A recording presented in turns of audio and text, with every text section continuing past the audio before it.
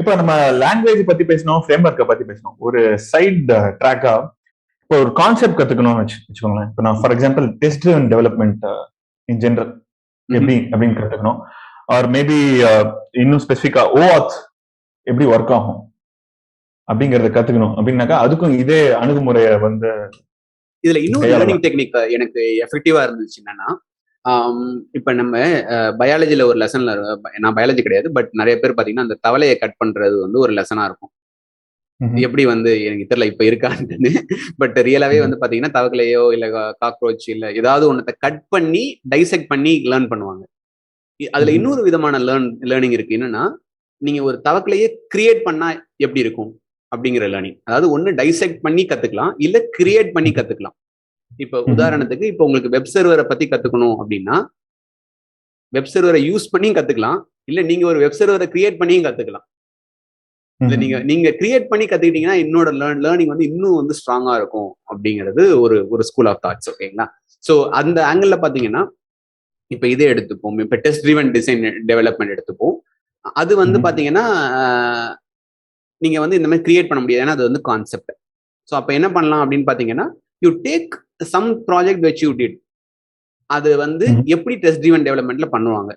அதுக்கு நம்ம என்ன ம்ஹும். பண்ணலாம்னு பாத்தீங்கன்னா, நீங்க again you go to a veteran. Like test driven development ம்ஹும். எவாஞ்சலைஸ் பண்றவங்க நிறைய பேர் இருப்பாங்க. அதுல வந்து ம்ஹும். இப்ப பாத்தீங்கன்னா, இப்ப டெஸ்ட் ட்ரிவன் எக்ஸாம்னு சொன்னதுனால கென் பெக் அப்படிங்கிறவர் தான் வந்து அந்த காயினியர் டேர்ம் பண்ணவர். அவர் ஒரு இம்ப்ளிமெண்டிங் டெஸ்ட் ட்ரிவன் டிசைன் அப்படின்னு ஒரு சூப்பரான புக்கே எழுதியிருக்காரு. ஆமா. அந்த புக்லயே பாத்தீங்கன்னா 4-5 எக்ஸாம்பிளா லைவ் எக்ஸாம்பிளா போட்டிருப்பாரு. அந்த இன்ஃபேக்ட் வாக்கிங் ஸ்கெலிட்டனை பத்தி சேர்க்கிறேன். சோ அந்த மாதிரி போட்டிருப்பாரு. அதே மாதிரி பாத்தீங்கன்னா, growing object oriented software by இதுதான் by driven by tests. இதுல தான் இந்த அப்படின்னு. Walking split. சோ இந்த மாதிரி சில புக்ஸ் இருக்கும். அதனால தான் சொன்னேன். இவங்களோட தேடல் வந்து இப்போ வந்து ஹிஸ்டாரிக்கல் கான்டெக்ட் வந்து இந்த மாதிரி அப்ளை பண்ணணும். சோ அந்த அந்த ஒரு அந்த கான்செப்டுக்கு யாரு காயின் பண்ணா அவங்களுடைய அத்தாரிட்டேட்டிவ் மெட்டீரியல்ஸ் என்ன, அதுல பாத்தீங்கன்னா உங்களுக்கு இந்த மாதிரி விஷயங்கள் இருக்கும். சோ அதை வந்து நம்ம வந்து அதை வந்து நம்ம இது பண்ணிக்கலாம். இன்னொன்னு வந்து பாத்தீங்கன்னா, இப்ப ரூபி ஆன் ரைல்ஸ் வந்து ரீபில்டிங் ரைல்ஸ் அப்படின்னு ஒரு கோர்ஸே ஒன்று இருக்கு. பேசிக்கலி அந்த கோர்ஸ் என்னன்னா, எப்படி ரயில்ஸை ஸ்கிராச்ல இருந்து பில்ட் பண்றதுன்னு உங்களுக்கு சொல்லி தருவாங்க. சூப்பர். நான் அந்த மாதிரி கத்துக்க ஆரம்பிச்சேன்னா இன்னும் சூப்பரா கத்துப்பேன். நிறைய விஷயங்களை வந்து இன்னும் வந்து ஒரு விஷயத்த வந்து நம்ம புதுசா கிரியேட் பண்றோங்கிற மாதிரி ஆச்சு, அதோட லோ லெவல் டீடைல்ஸும் தெரிஞ்ச மாதிரி ஆச்சு, லேர்னிங்கும் உங்களுக்கு வந்து ப்ராடரா இருக்கும். ஸோ இது வந்து ஒரு விதமான லேர்னிங். ஸோ இது ரெண்டுமே பண்ணணும். அகைன் ப்ராக்டிஸ் தாங்க. So more you practice, more you will get. Again strength உங்களை நீங்க தான் வந்து ரேங்கிங் பண்ணிக்கணும். அகைன் வெளில இருந்து ஒருத்தவங்க கிட்ட ரேங்கிங் வச்சுலாம் பார்க்க கூடாது. நான் பாத்தீங்கன்னா ஃபங்க்ஷனல் ப்ரோக்ராமிங்க்கு 4 years நான் சொன்னேன். ஏன் நான் 4 years எடுத்துட்டேன் எனக்கே தெரியாது.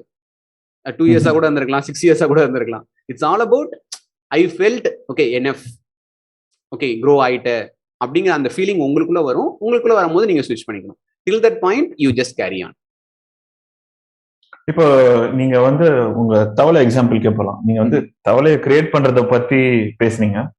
இப்ப தவளையை டிசெக்ட் பண்றதோட ஈக்குவலன்ட்டும் உங்களுக்கு இண்டஸ்ட்ரியில இருக்கு இல்லையா? இப்போ ஒரு ஓப்பன் சோர்ஸ் ப்ராஜெக்ட்ல வந்து ஒரு easy to the good first issue அப்படின்னு டேக் பண்ணி நிறைய ப்ராஜெக்ட்ல வந்து இப்போ கிட்ஹப்ல அங்கெல்லாம் வந்து வச்சிருப்பாங்க. அது எப்படின்னாக்கா உங்களை வந்து ஒரு குழு வந்து மென்டார் பண்ணி தம்பி இதான் முதல் இஷ்யூ, இல்ல இதெல்லாம் பண்ணும், இதை வச்சு ஒரு புல் ரிக்வெஸ்ட் ரைஸ் பண்ணு அப்படி இப்படிலாம் சொல்றாங்க. ஸோ அது வந்து is it as effective as doing your own project? Depends on நீங்க என்ன மாதிரி லேர்ன் பண்ணணும்னு நினைக்கிறீங்க. இப்ப நான் லேர்ன் பண்ணிட்டேன், but I want to collaborate. I want to நான் என்னோட லேர்னிங்கை நான் எங்கேயாவது அப்ளை பண்ணி இன்னொருத்தவங்களுக்கு வேல்யூ ஆட் பண்ணும் அப்படிங்கிற தாட் ப்ராசஸ் போகும்பொழுது அந்த open source contribution will become very very helpful. In fact எனக்கு அங்கதான் ஸ்டார்ட் ஆச்சு. இப்போ நீங்க மைக்ரோசாஃப்டோட ASP.NET யூஸ் பண்ணிட்டீங்கன்னா என்னோட கோட் உள்ளார இருக்கு.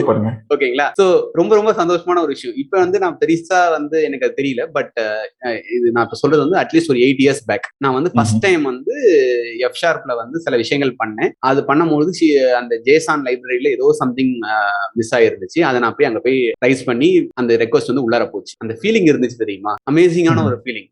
அவ்வளவு பெரிய லாங்குவேஜ், அவ்வளவு பெரிய லைப்ரரி, அதோடைய அதுல நான் அடிச்ச ஒரு சின்ன லைன் ஆஃப் கோட், அந்த இம்ப்ளிமெண்டேஷனே பாத்தீங்கன்னா ஒரு 3-4 லைன் தான் இருக்கு. ஸோ அந்த ஃபீலிங் இருந்துச்சு இல்லையா? That gives me the huge confident. அதே நீங்க வந்து இதை வந்து தன்னம்பிக்கையாம பார்க்கணும், தலகணமா பார்க்க கூடாது. ரொம்ப ரொம்ப தின் லைன் இது.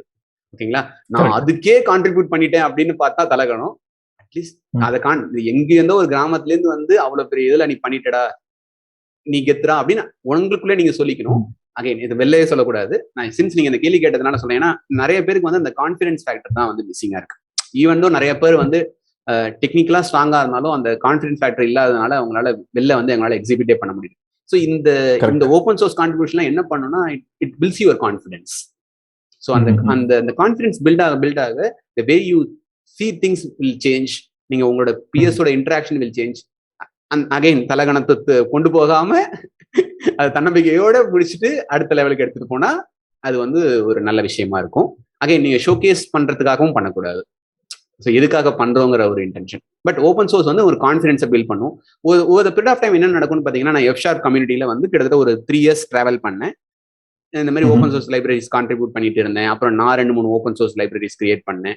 இது எல்லாமே பண்ண என்ன நடக்கும்னா, உங்களுக்கு தெரியாமலே நீங்க ஒரு வர்ச்சுவலா ஒரு குடும்பம் கிரியேட் பண்ணிருப்பீங்க. அந்த F# கம்யூனிட்டியில இருக்கவங்க எல்லாம் வந்து உங்களை வந்து நல்லா பார்ப்பாங்க. நான் இன்ஃபேக்ட் என்ன இன்வைட் பண்ணாங்க, லண்டனுக்கு போயிட்டு வந்தேன். ஏன்னோ அங்க போயிட்டு ஒரு கான்ஃபரன்ஸ்ல பேசினேன் அந்த F# கம்யூனிட்டியில இருந்தவங்கனால. ஸோ ஒருவேளை எனக்கு அது பிடிச்சிருந்து, நான் for different reason I move away from that community. நல்ல ரீசனுக்காக தான். எனக்கு அதர் கமிட்மெண்ட்ஸ் இருந்துச்சு. But I still love that F# community.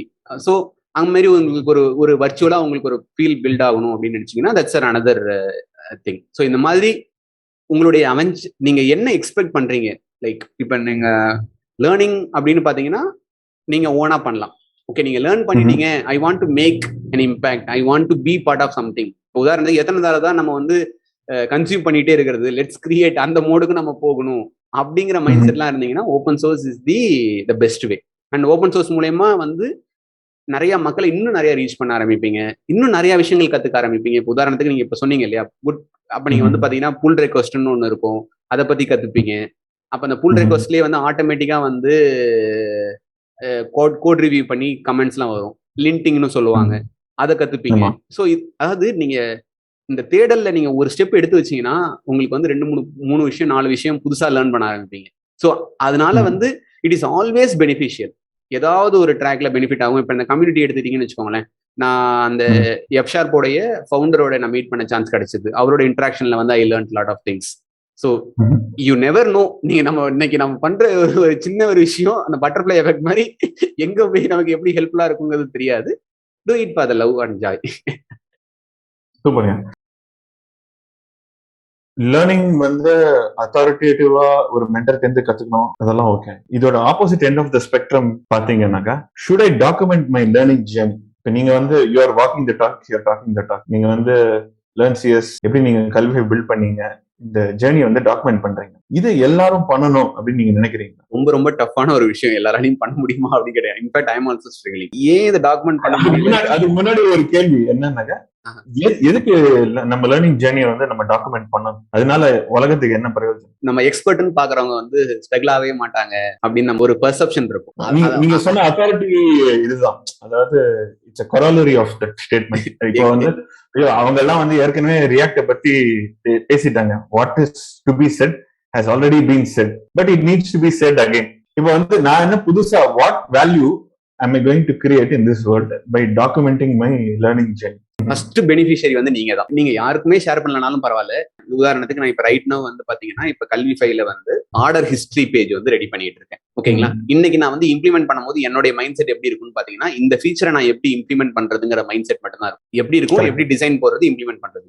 நாளைக்கு இந்த விஷயத்தை நான் எப்படி பண்ணேன்னு நான் உங்களுக்கு எக்ஸ்பிளைன் பண்ணேன்னு வச்சுக்கோங்களேன், என்னோட perspective of looking at the code will be changing. இதை எப்படி எக்ஸ்பிளைன் பண்றது? அப்ப நான் என் கூட பார்க்கும்போது எனக்கு என்ன தெரியுமா தோணும், இந்த இடத்துல ஏன் நான் இப்படி மாடல் பண்ணிட்டேன், இதுக்கு பதிலாக இப்படி பண்ணியிருந்தா இன்னும் சிம்பிளா இருந்திருக்குமே. அது இன்னைக்கு எனக்கு தெரியாது. இன்னைக்கு என்ன இதே பர்சன், இதே தமிழ், இதே நாலேஜோட இந்த கோடை பார்த்தேன்னா எனக்கு அப்படி தெரியாது. ஏன்னா நான் வந்து என்னோட பெர்ஸ்பெக்டிவ் இன்னைக்கு என்ன, கெட்டிங் இட் டன். நாளைக்கு நான் உங்ககிட்ட நான் அதை ஷேர் பண்ணும்போது என்னோட ஆட்டிடியூட் என்ன, இதை எப்படி நான் உங்களுக்கு எக்ஸ்பிளைன் பண்றது. நான் இப்போ உங்களுக்கு எக்ஸ்பிளைன் பண்ணும்போது அந்த கோடை நான் பார்க்கும்போது இதை நீ இப்படி பண்றது பதிலா இப்படி பண்ணியிருந்தா இன்னும் சிம்பிளாவே இந்த ப்ராப்ளம் முடிஞ்சிருக்குமே அப்படிங்கிற ஒரு பெர்ஸ்பெக்டிவ் சேஞ்ச் வரும். So when you document something, nothing but you are explaining to someone else.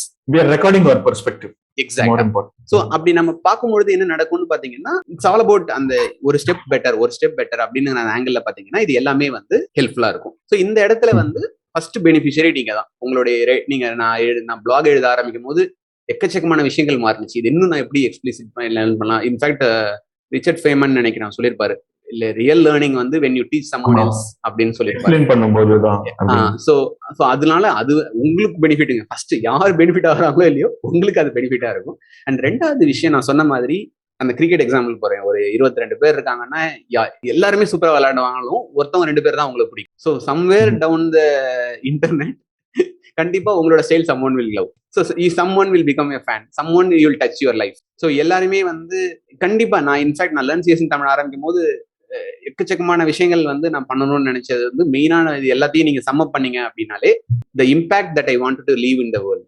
At least ஒரு 2-3 பர்சன் வந்து they figured out okay these are all the good things from me அப்படின்னா that's a happiness. அகைன் அதுக்கு வந்து நீங்க வந்து ஒரு அந்த டிபிக்கலா monetisation வச்சு பண்ணீங்கன்னா மெஷர் பண்ணீங்கன்னா முடியவே முடியாது.